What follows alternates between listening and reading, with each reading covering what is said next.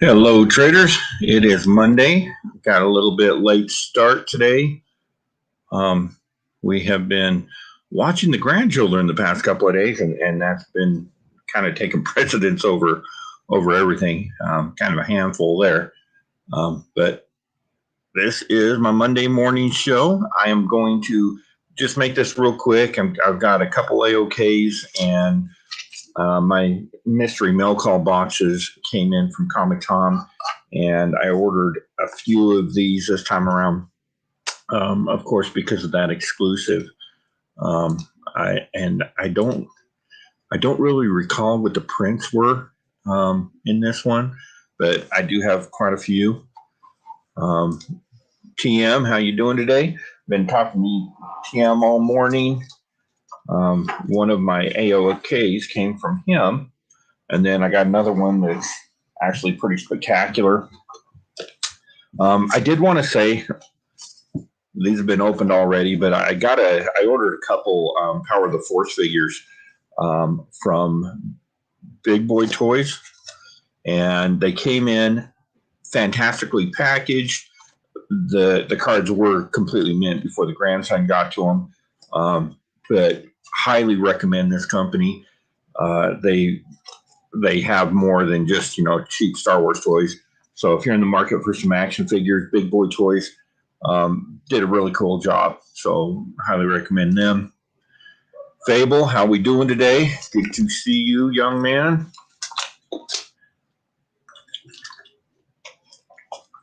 Of course, Fable coming on real strong in the IG community.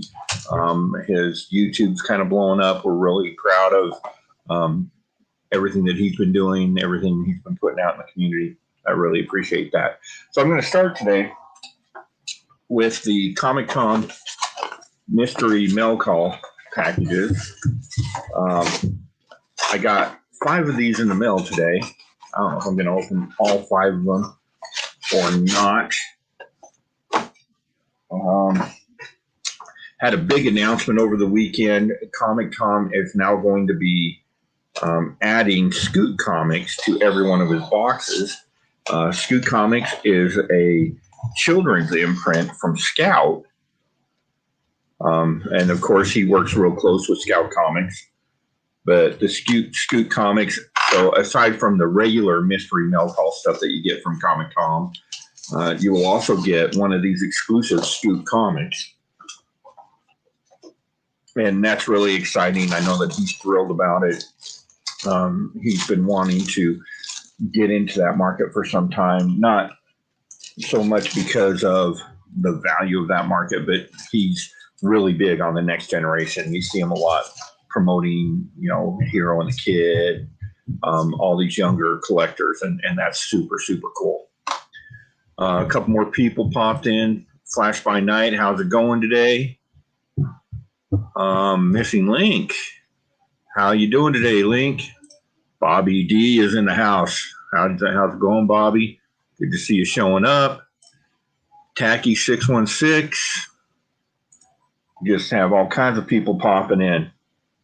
All right, so this is for the June mystery mail call boxes. And let's see what we have here. We've got Something's Killing the Children, the Ralph Grassetti. I'm hoping to be able to make a complete set, both the Virgin and the trade dress. I ordered quite a few boxes so I could do that. Everything else that's going out is AOKs to the community. Let's see. Wow, there's a lot. We've got Fantastic 432, Wedding of Dr. Doom, Mystery Mail Call variant this month. Stake 1, Bloody Virgin variant. Shattered Iron Man and Silver Surfer from Shattered Comics. I don't know if you know about Shattered Comics. Their Mosaic comic books are covers. They are just spectacular. Talon Seed of Darkness, Ash Can from Scout. I love the Ash Cans that Comic Tom sends out. Let's see. And then they've got the prints, of course. There's ENIAC. I'm kind of hoping to get the ENIAC one, and we'll see what all's in there. So some mystery milk home goodness there. And so I flipped it. Oh, sweet. So I got the Sweet Tooth. That one's very cool. And then we got Superman, issue number 3. Early 90s Superman. That one's super cool. Daredevil, number 202, Savages. And this one for the personal collection. Philip K. Dick's Do Androids Dream of Electric Sheep. So this is a story that, of course, Blade Runner is based on. I'm a huge Dick fan. I'm never going to repeat that again. I'm a huge Philip K. Dick fan. And Do Androids Dream is his greatest piece of work, in my opinion. The subtext around what it means to be human and what it means to be an android is amazing. They captured that extremely well in the first couple of issues of this. I've been trying to complete this run, and I believe this is one that I need. So that one will go in the personal collection. Of course, negative space print from Invincible. You know, I have not even read that yet or watched that yet. I've never read it either, but just not my thing.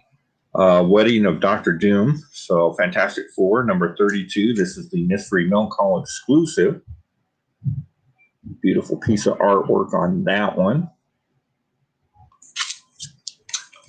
And then Something is Killing the Children, number 16. This is the comic. Yeah. I stepped right into it with that one. Philip K. Dick, amazing author.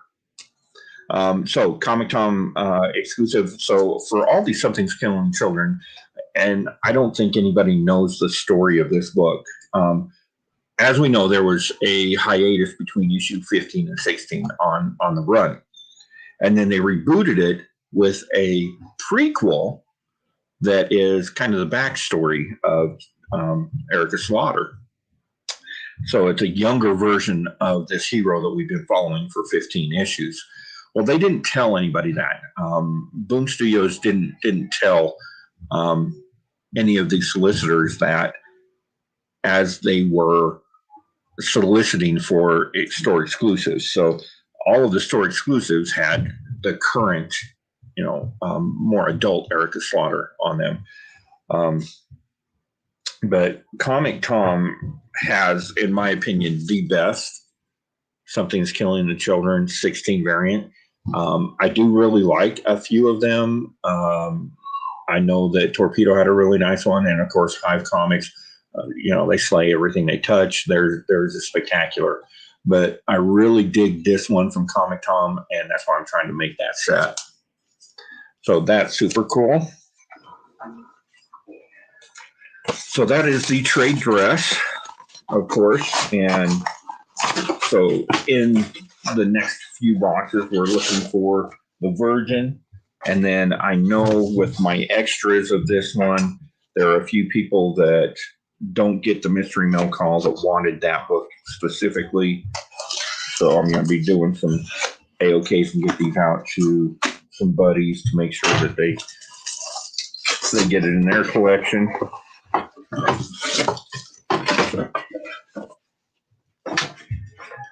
And I really like, I've never had a damaged book from Mystery Milk Hall. Like, they do a really good job at packaging. Another newsprint. I've got Hellions number 2 there. Another Sweet Tooth print. Oh, that's super cool. Phantom Stranger, issue number 3. This is a great series. Phantom Stranger, that's a nice, fun, what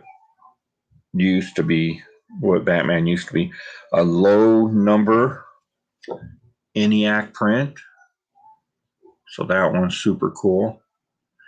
I love ENIAC. I think that's a great story. Green Lantern 131. I'm a big Green Lantern fan, so that one's super nice. Again with the Fantastic Four and another trade dress. Phantom Stranger, so cool. All right. Thank you, TM. I honestly did not even know that I hit 200 subs. I kind of stopped following that. I can't, I can't seem to get the subs up like the rest of you guys do, but I'll keep plugging along. I'll throw a bunch of videos out there and see what sticks. Of course, I'm working on some very self-taught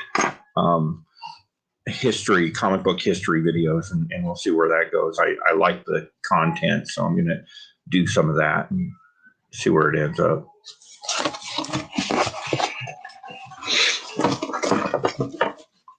And then, of course, something that's really near and dear to my heart. I am a U.S. combat vet, and so the history of comic books in the U.S. military is something that I want to explore, and I'll be doing some videos to that end. Speaking of vets in the comic community, Steve's in the house. How we doing, Steve? Good to see you around. Okay, this is funny because this is a book that I no longer have in my personal collection. Due to issues, I have put all of my Savage Dragon books up for sale. So I actually have like 5 copies of that book because I was big on Savage Dragon at one point. We've got Wolverine, Black, White, and Blood, number 4. Another Sweet Tooth. I think I have my green screen on. That's wild. Okay. New Teen Titans. Another one of those. Fantastic Four. And look at that beauty. Woo. So I've got the Virgin and the trade dress. These will be headed off to CGC in my next round. I'll get those slabbed up. Very happy to have those. I think for Something Is Killing the Children, issue 16, this is a must-have. So if you didn't get in on it, I mean, there were a ton of issues. They were shipped to the wrong location. I think there were damages. So they actually cut off orders for this book, or for this round, a couple times. They had to cut it off because they were missing books. Then they got them in, they opened orders back up, and then they had to cut off because they were sold out. There were issues with damages. So that's going to be a hot book, in my opinion. And I'm glad that I have a complete set. Very happy to have those. And so now that I know that I got a complete set, I'll save those other 2, the ones that are coming in probably tomorrow or the next day, and I will open those up off camera. Bobby D saying Virgin even nicer. That is a really nice Virgin. I personally like trade dress better. I prefer a trade dress over a Virgin. I like to have the publisher imprint on it, the title. To me, that's comics. So just a personal preference. I know a lot of my buddies, Chad is really big on Virgins. Wow, I'm just putting my foot in it every time I turn around, ain't I? All right, so this smells like Canada. Okay, this came to me from our good buddy TM and AOK. I have no idea what's in it. I was not expecting it. Travis is without a doubt a pillar of our community, always looking out for everybody around him. Smells like Canada. It's like beer and donuts, drizzled in maple syrup. All right, so Tim, not messing around. Tape this up like a medieval printer. All right.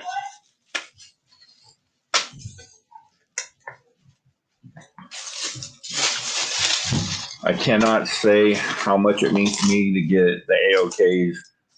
Travis, you are a gem, brother.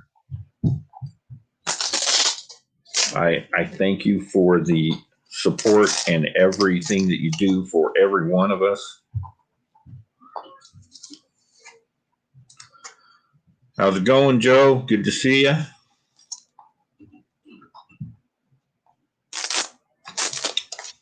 And then I got something super cool that I picked up yesterday from a buddy of mine. He is one of the owners of one of my LCSs. So after I get this thing opened, because it's completely bulletproof, good Lord, Travis. Oh.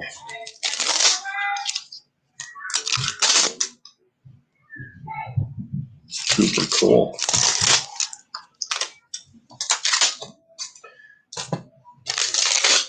We must have been talking about that book because I missed out on it because it's such a hot book right now.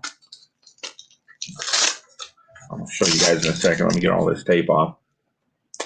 But it looks like TM hooked me up knowing that I had kind of screwed myself over on that book.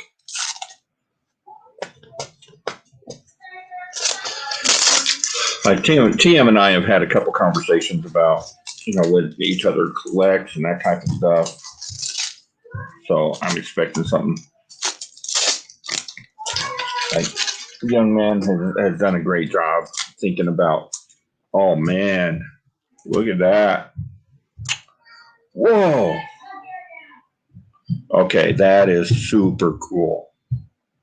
I don't have either of these. Okay, so we're going to start. TM sent me 4 books. Of course, he's from up in Canada, so we have to kind of limit our back and forth because shipping is outrageous. He ordered one of my Rogue Trader mystery boxes, which are available, roguetraderutah.com. I've got a handful of First Flight boxes left, so I got a couple AOKs coming his way since I'm paying shipping anyway, so that's pretty cool.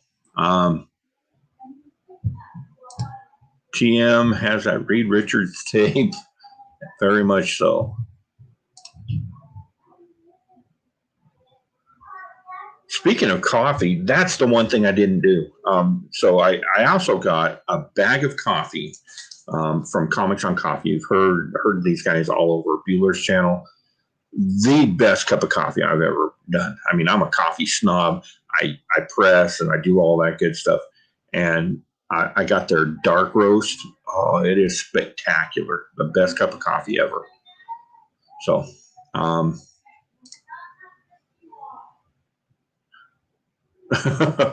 he really did it. Okay.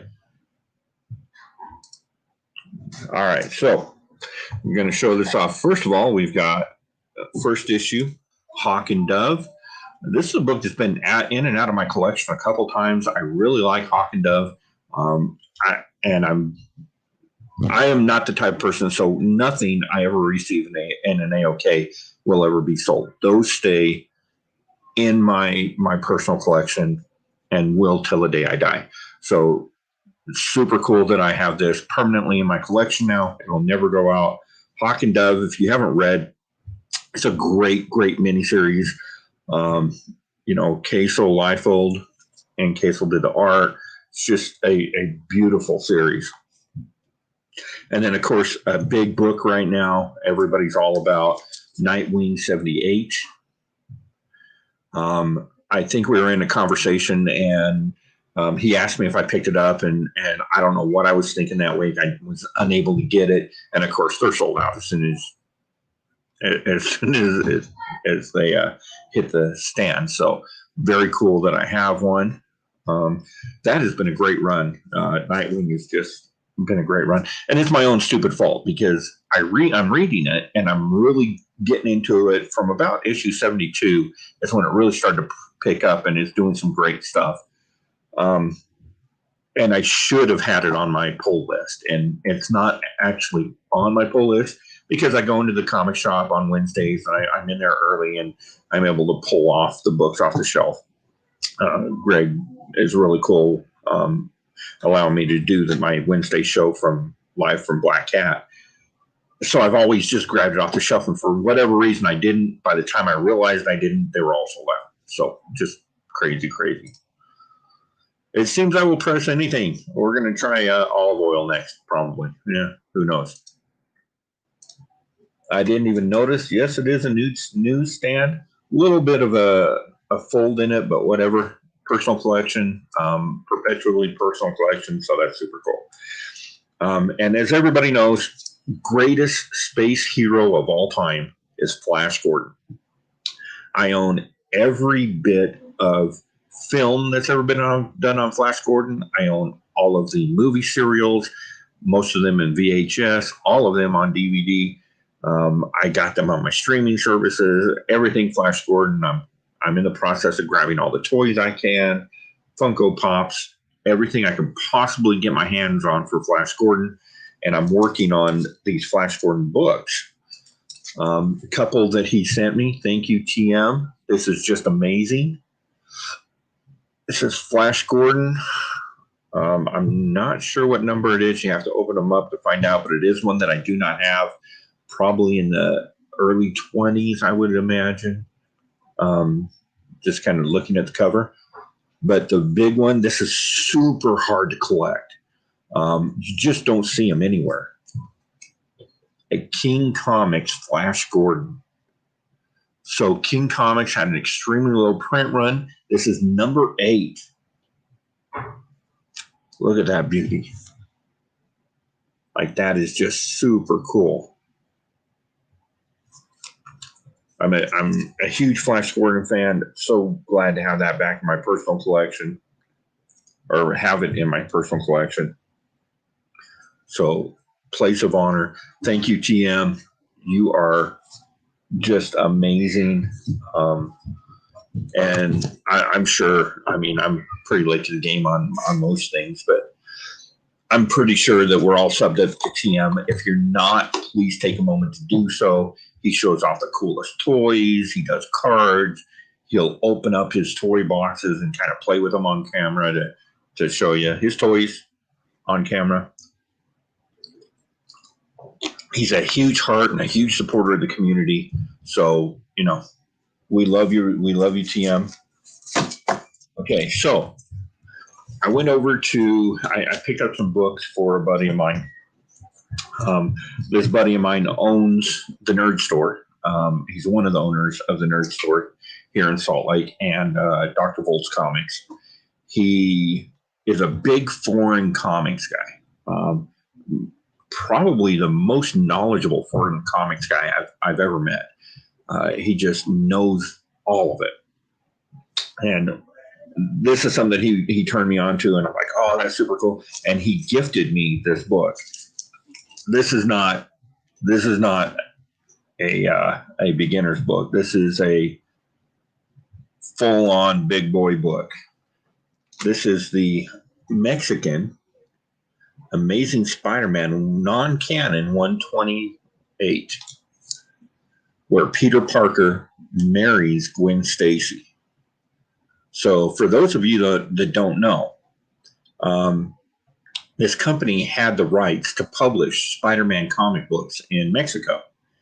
When they got to the point where they were following along, they were like a month behind the American published comics.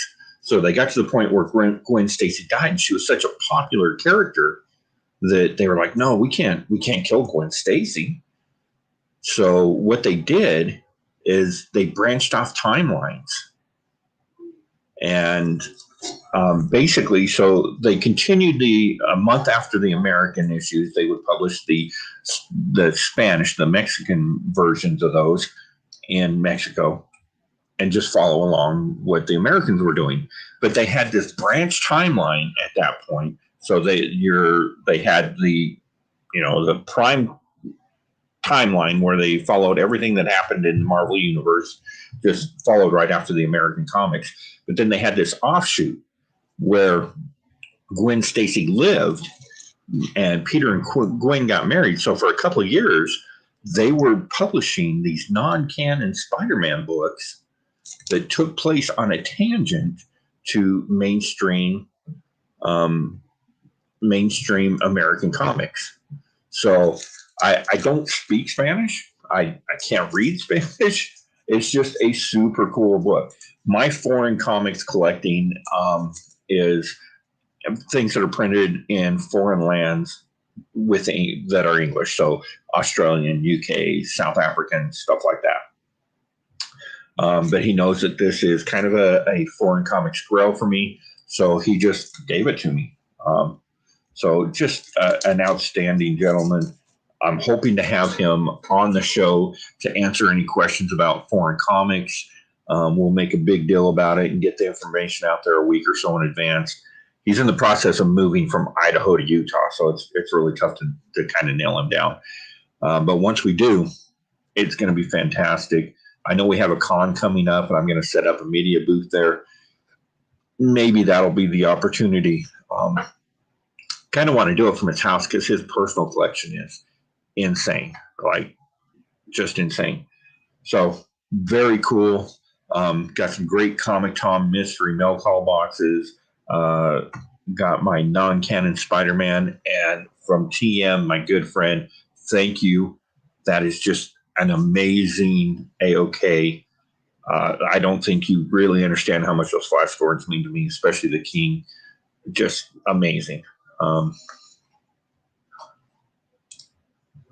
TM, haven't seen any foreign comics at my shop, but I've had some Spawn figures. Very cool.